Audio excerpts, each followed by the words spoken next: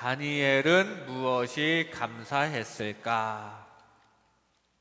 서양 사람들은 동양 사람들에 비해서 감사 표현을 더 자주 하는 편입니다. 툭하면 땡큐 하면서 그런 말을 주고받는데요. 저도 그렇게 하려고 노력하는 중입니다. 뭐만 하면 감사합니다. 심지어 제가 감사 인사를 받을 상황일 때에도 그냥 제 입에서 먼저 감사합니다 라고 할 때도 많아요. 예를 들어서 누가 저에게 뭔가를 부탁을 하고 저는 알겠다라고 합니다. 그리고 나서 제가 감사합니다를 먼저 할 때도 많아요. 저를 믿고 찾아주셔서 감사한 거죠. 감사를 입에 다는 건 서양 사람들에게 배운 것 같습니다. 그런데 이건 습관적인 감사라고 볼 수도 있는데 오늘 다니엘은 습관을 떠나서 나쁜 일이 주어졌을 때에도 감사하는 모습을 보이고 있습니다. 아주 훌륭한 모습이죠. 사실 하나님께서는 그의 자녀에게 모든 것이 합력하여 선을 이루도록 섭리하시는 분이시지만 그렇다고 나쁜 일이 주어졌을 때에도 감사하는 게 어디 쉬운 일인가요? 그 합력하여 선을 이루실 거 믿지만 그래도 나쁜 일이 주어진 이 상황에 감사하는 거 쉽지 않습니다. 오늘 다니엘이 위기 가운데에서도 한 감사에는 무엇이 그렇게 감사했는지를 엿볼 수 있는데요.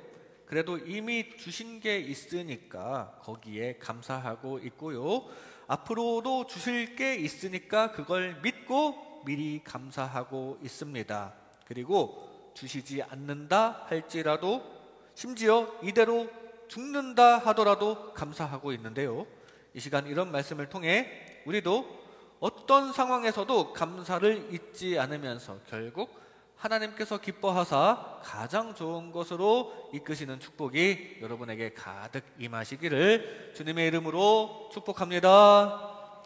먼저 주신 것에 감사했습니다. 주신 것에 감사했습니다. 오늘 본문 19절 말씀에 이에 이 은밀한 것이 밤의 환상으로 다니엘에게 나타나 보임에 다니엘이 하늘에 계신 하나님을 찬송하니라.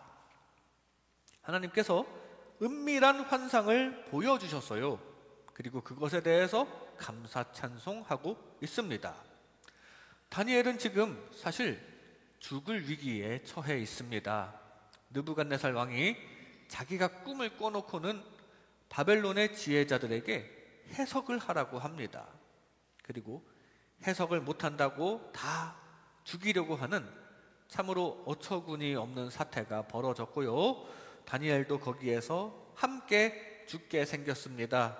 그때 하나님께서 다니엘에게 보여주셨어요. 느부갓네살이 꾼 꿈과 또 그 해석을 다니엘에게 보여주셨는데 일단 왕에게 가서 해석을 해줄 수는 있게 되었거든요. 그거 지금 감사하고 있는 중입니다.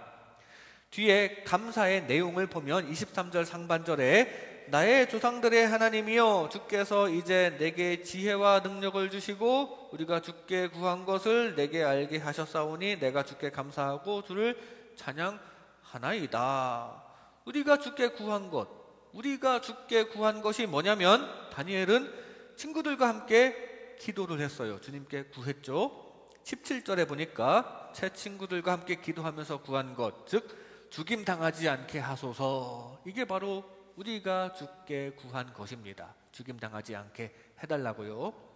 그렇게 기도하자 그 타이밍에 하나님께서 환상으로 꿈 해석을 해주셔서 죽임당하지 않을 길을 주셨습니다. 왕은 자기 꿈의 해석을 내놓으라고 하고 있고 그래서 기도했더니 왕의 꿈의 해석을 하나님께서 주시고 이거 하나님께서 기가 막히게 딱 필요할 때 딱 필요한 응답을 주신 거 아닙니까? 다니엘은 이거 하나님께서 도와주신 것이 분명함을 느끼고 하나님께 잊지 않고 감사 찬송을 올려드렸습니다. 이렇게 다니엘은 주신 것에 감사했습니다.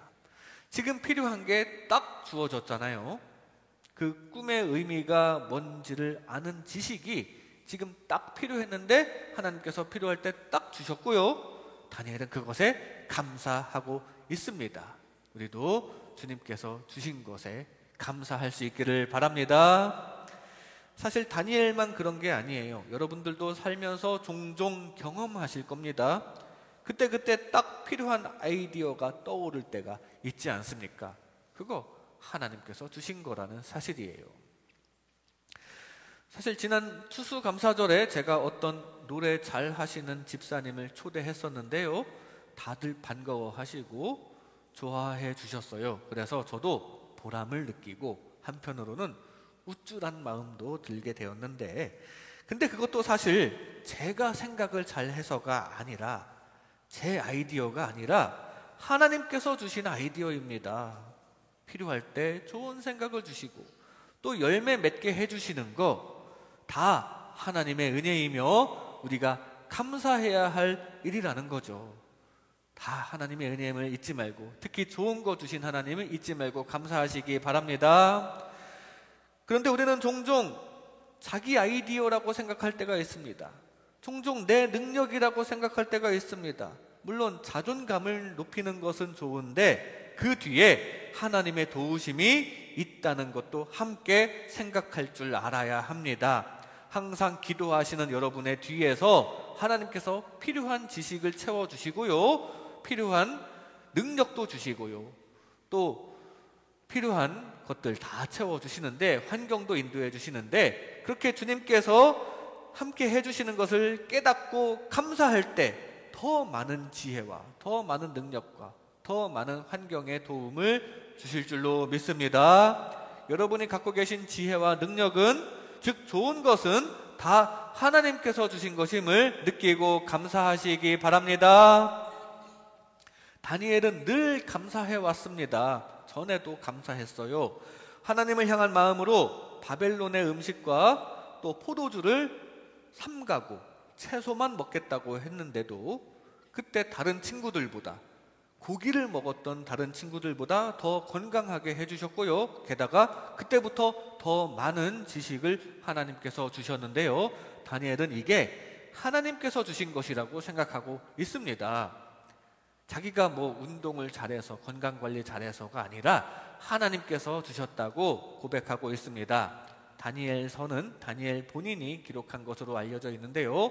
그 본인이 기록한 것으로 알려져 있는 다니엘서 1장 17절에 보면 하나님께서 학문을 주셨다고 분명히 증거합니다. 분명히 하나님께서 주셨다고 고백하고 있어요.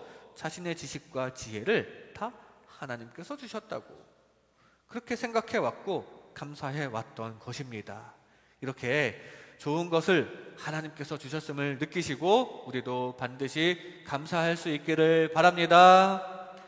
우리 하나님께서는 모든 좋은 것의 원천이십니다. 반면에 모든 나쁜 것은 세상의 죄로 인해서 생겨난 것입니다.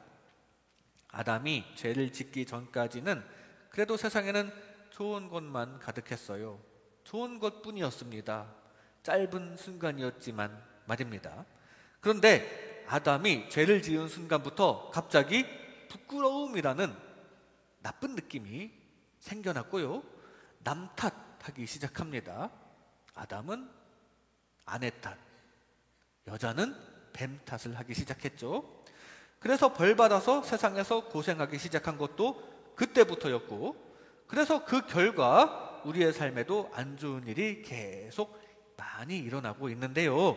그거 근본적으로 죄 때문에 이 세상이 오염되어서 그렇습니다. 우리 자신도 계속해서 죄를 생산해내고 있고요. 그러나 하나님은 나쁜 것들이 생겨나기 전에 분명히 좋은 것들만 주셨어요. 좋은 것들로만 이 세상을 창조해 주셨거든요.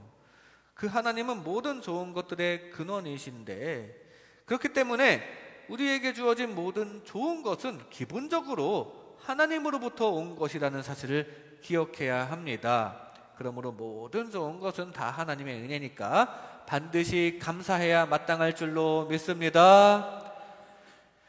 우리가 병에서 나았을 때 그 병원 다니고 입원해 있느라 못했던 것들, 밀린 일 하느라 정신없다고 하나님을 안 찾는다면, 우리가 갑자기 돈이 많이 주어졌을 때 그 돈 쓰느라 정신없다고 하나님을 싹 잊어버린다면 그건 예수님께서 나병을 고쳐주셨을 때 감사하러 예수님을 찾지 않은 사람들과 다를 바가 없습니다.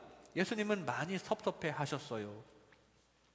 우리에게 주어진 좋은 것은 사실 다 좋으신 하나님께서 함께 하셔서 주어진 좋은 것임을 잊지 마시기 바랍니다. 반드시 감사를 빼놓지 마시기 바랍니다. 나아가 절망 가운데에서도 긍정적인 것을 발견하며 그거라도 감사할 수 있기를 바랍니다. 그럴 때 좋으신 하나님께서 더 가까이 다가오셔서 결국 더 좋은 일을 풍성히 받아 누리는 하나님의 자녀 되시기를 주님의 이름으로 축복합니다.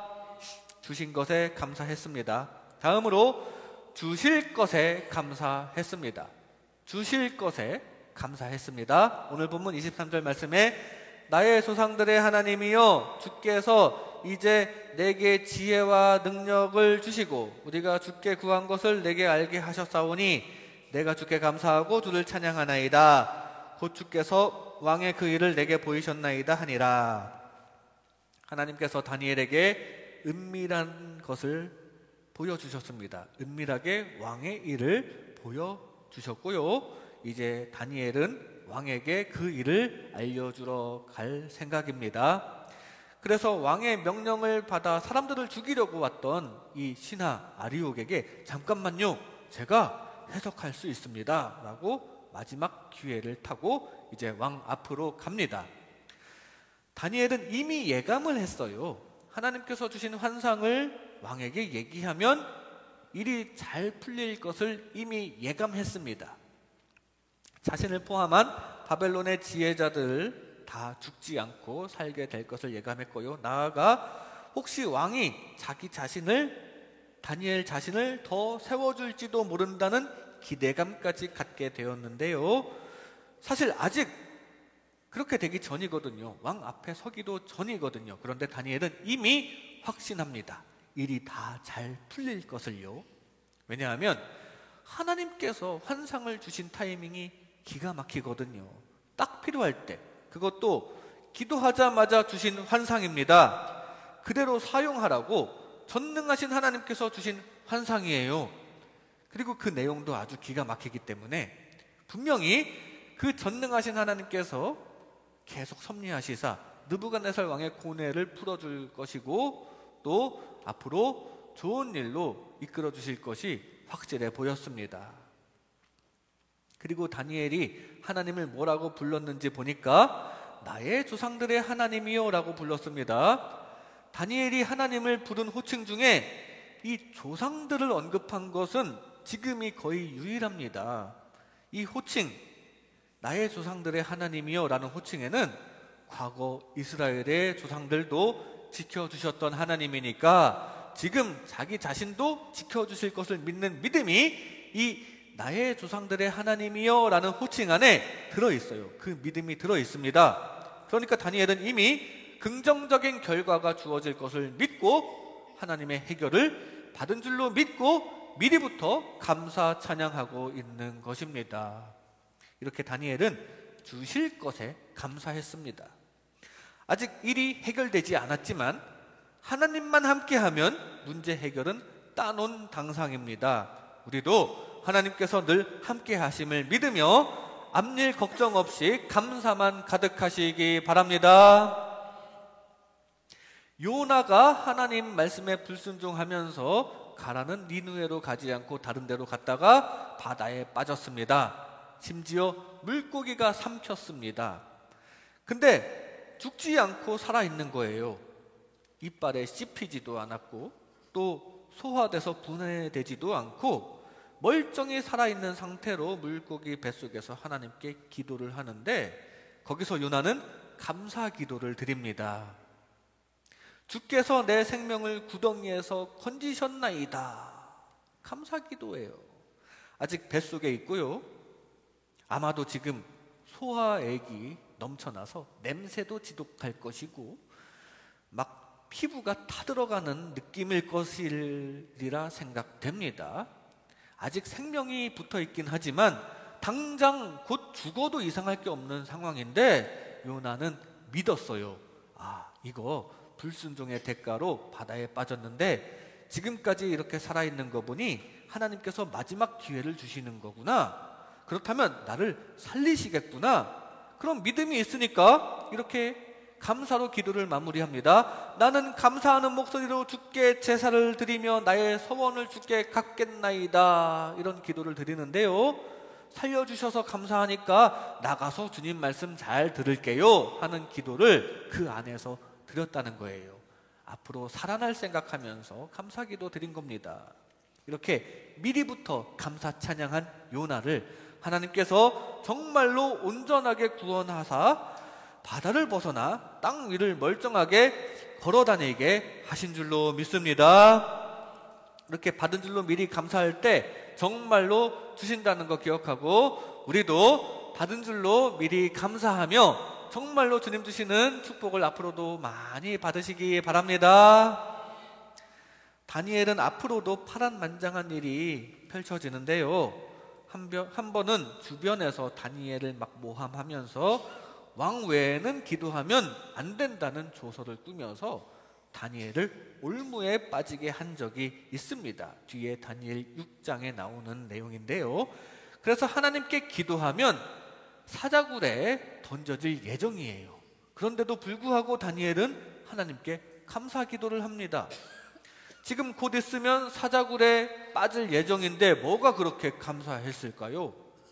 여태까지 살아왔던 여정을 돌아보니까 비슷한 위기가 많이 있었거든요. 느부갓네살 왕 앞에서 꿈을 해석함으로 인정받게 해주시고, 또 뒤에는 벨사살 왕 앞에서도 글을 해석함으로 인정받게 하나님께서 도와주셨고, 또 새 친구들이 풀무불에 던져졌을 때에도 하나님께서 건져주시고, 이렇게 하나님께서 해결해 주셨던 일들이 한두 가지가 아닙니다. 다니엘은 이렇게 지금까지 지내오면서 보니까 하나님께서 주셨던 도움들, 그거를 다 잊지 않고 기억하고 있었고요, 그래서 감사 기도를 드렸습니다. 앞으로도 도와주실 것을 믿고 미리 감사 기도를 드린 겁니다.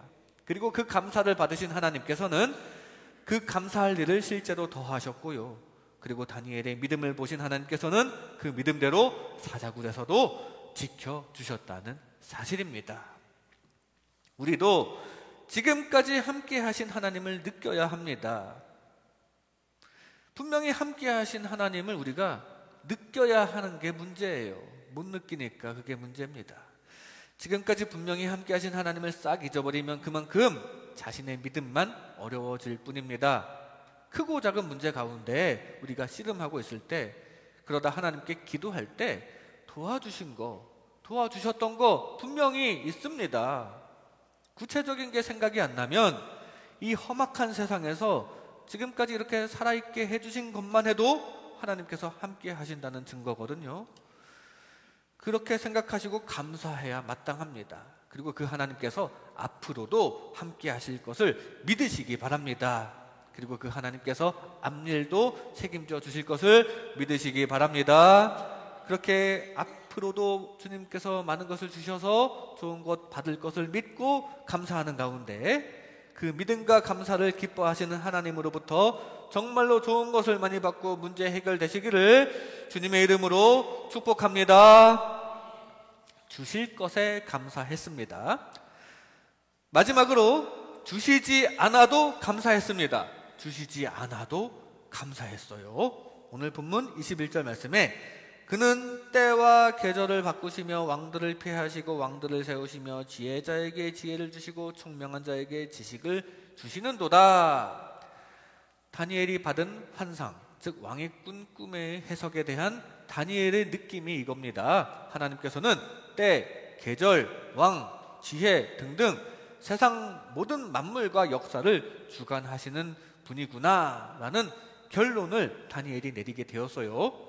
특히 왕들을 폐하시고 왕들을 세우시는 내용이 왕의 꿈에 잘 나타납니다.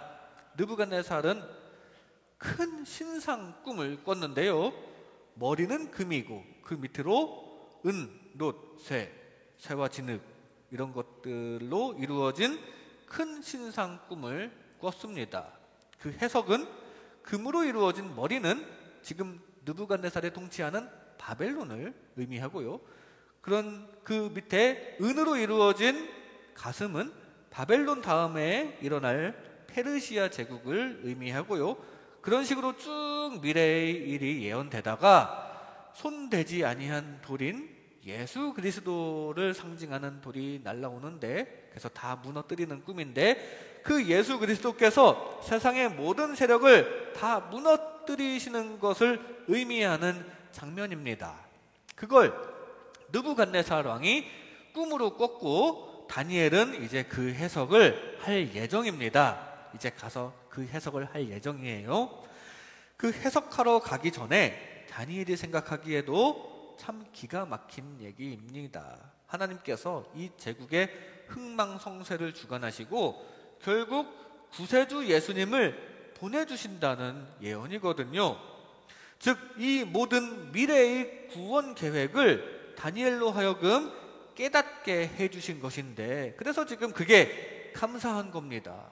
해석하러 가기 전에 그 느부갓네살이 꾼 꿈을 보니까 감사할 것이라는 거예요.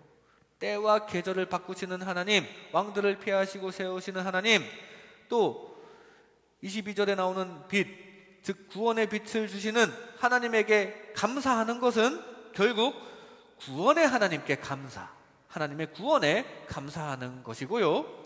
그리고 그것을 지금 자신에게 알려주신 하나님, 자신을 지혜자 중에 하나로 삼아주신 하나님에게 감사하고 있는데, 그 구원의 진리를 알게 해주신 것에도 지금 감사하고 있는 중입니다. 구원과 그 구원을 깨닫게 해주신 것에 감사하고 있는데요. 이렇게 다니엘은 구원에 감사했습니다. 구원이 감사하니까 사실 이 세상에서 일이 잘 안 풀려도, 심지어 지금 왕에게 죽임을 당한다 해도 구원의 소망이 있으니까 다니엘은 감사할 수 있는 겁니다.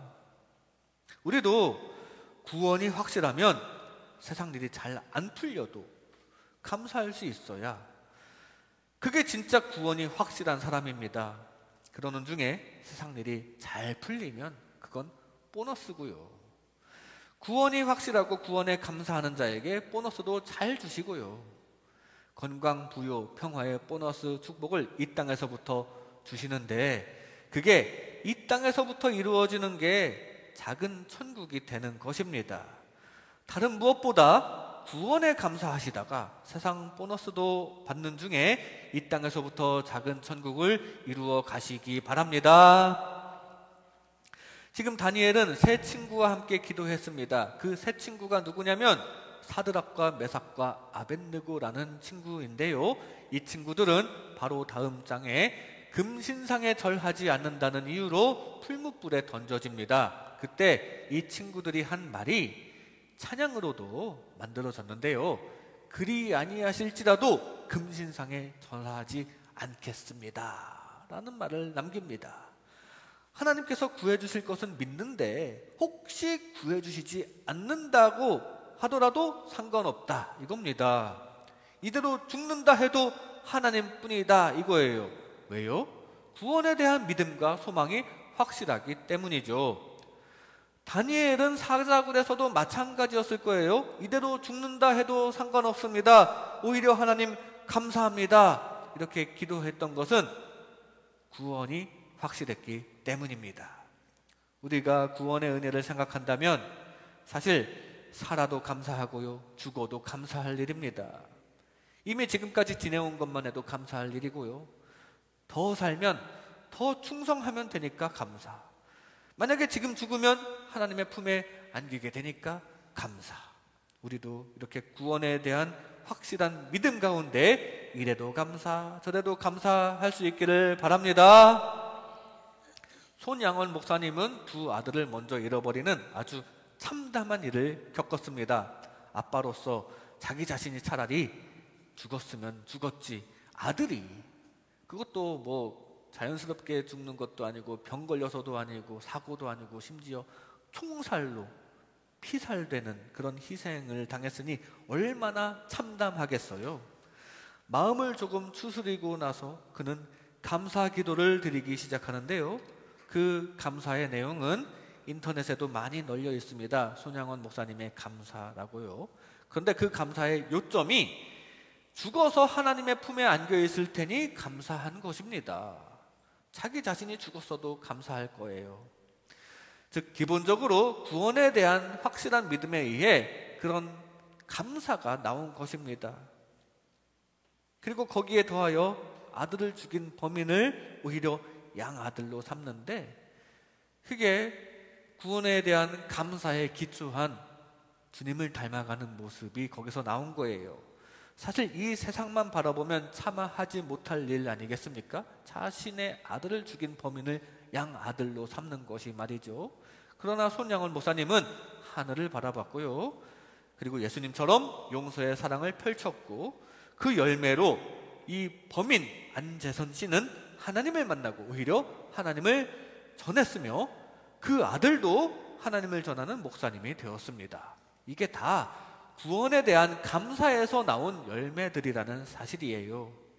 우리도 구원의 은혜만 해도 감사할 일입니다. 그렇다면 내가 지금 구하고 있는 세상 것들 안 주셔도 크게 실망할 일은 아니라는 거예요. 값없는 구원의 은혜를 이미 주셨고 갚을 수 없는 죄의 빚을 탕감해 주셨습니다.